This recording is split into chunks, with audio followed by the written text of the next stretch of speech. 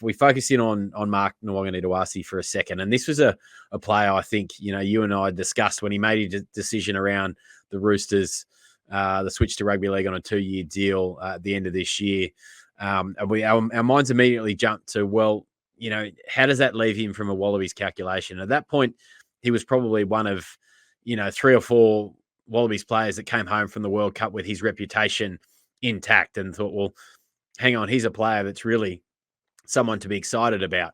Had a tough Super Rugby season, didn't he? Only scored the 1 try there the other week, was dropped at one point during the year. And now, you're in an environment where last week Joseph Suaalii was named for the Blues despite him in State of Origin, despite his switch later in the year. And it appears at this stage that Joe Schmidt isn't thinking the same about Mark Nawaqanitawase. Now, clearly, Joe Schmidt's got a British and Irish Lions series to prepare for next year, and only, I think, about 13 tests before it. So it looks to be that decision, as we understand it at the moment. I mean, is there a situation here? And I think you and I actually even mentioned this, that you say, well, Mark, well, hang on, let's not worry about you for Wales and Georgia, but you may come back into the thinking during the Rugby Championship, because we've seen what you can do against those bigger nations in World Rugby. Or do you feel that, effectively Mark now has a bit of red pen through him? Well, that's what probably it looks in the short term, doesn't it? If you take the facts that we have now, you would probably have to say we haven't heard any explanation from Joe Schmidt around probably the 16 players or so that have been asked to continue to train, and the Force players will head over to Sydney next week to continue to do so, Kurtley Beale amongst them. I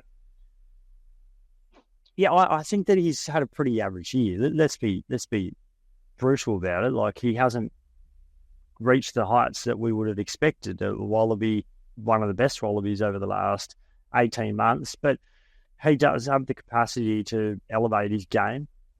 He's also been playing a fair bit of out of position, a fullback. He's definitely a winger, I think.